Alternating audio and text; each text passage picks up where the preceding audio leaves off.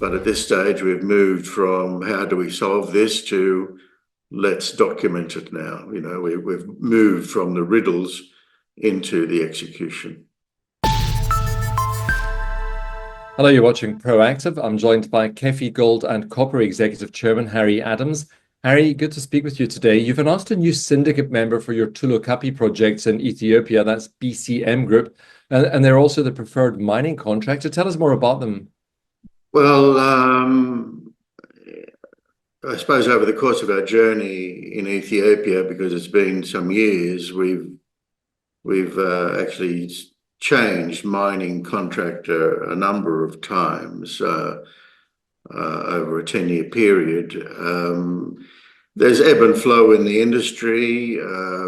People's circumstances change, competitive tension changes for different reasons. And cut a long story short, when we felt that the banking was coming together quite reliably at the beginning of this year, we did make it clear, I think, that we would start focusing on the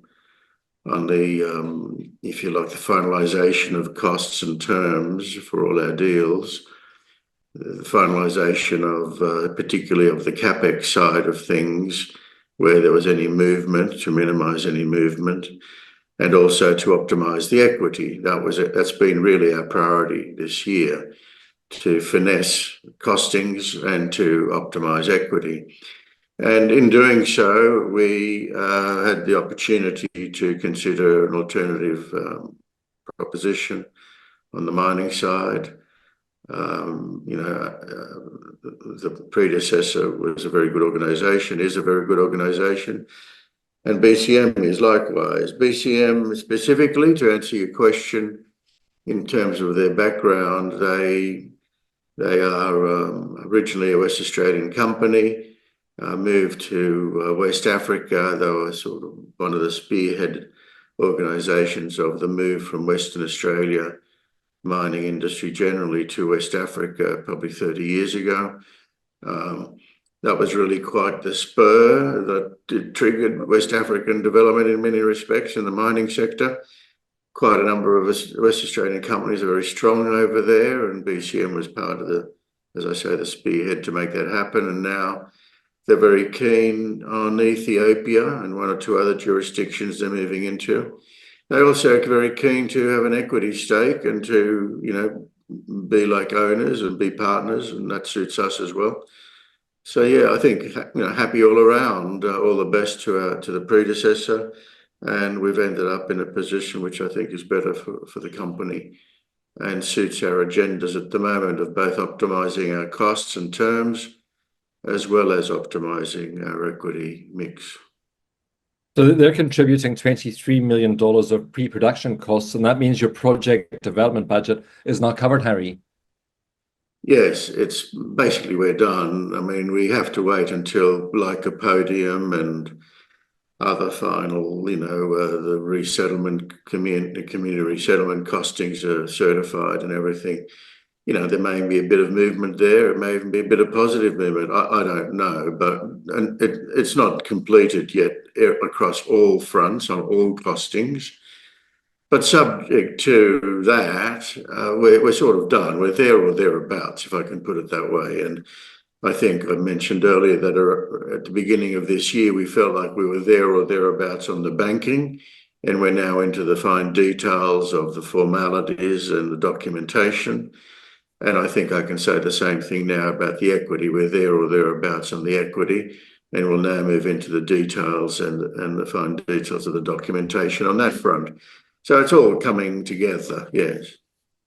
So the next steps then for the project, Harry?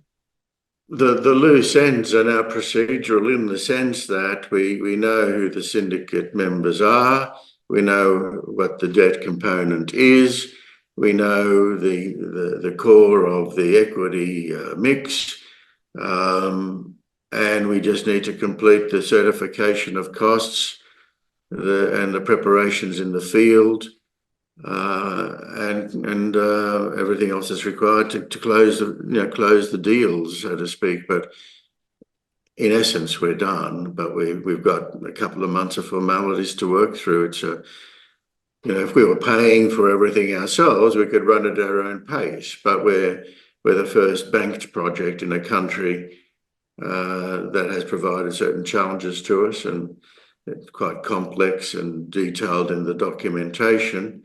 But at this stage, we've moved from how do we solve this to let's document it now. We've moved from the riddles into the execution.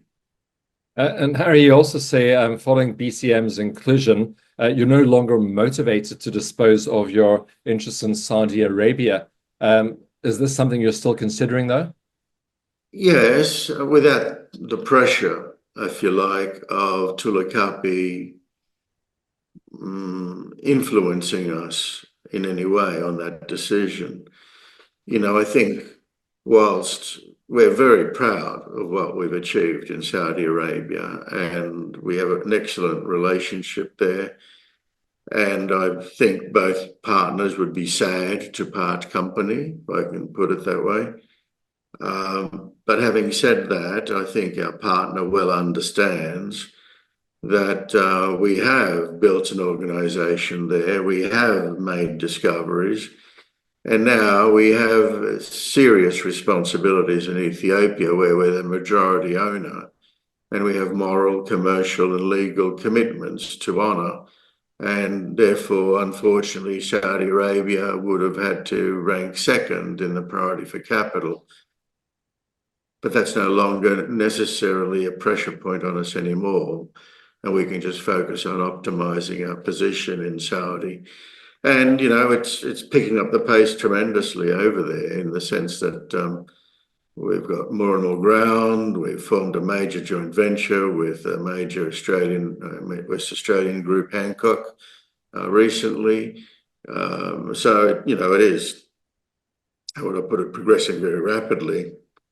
And, there's every reason to feel confident about its future over there. We've refreshed the management last year, very strong leadership now for development.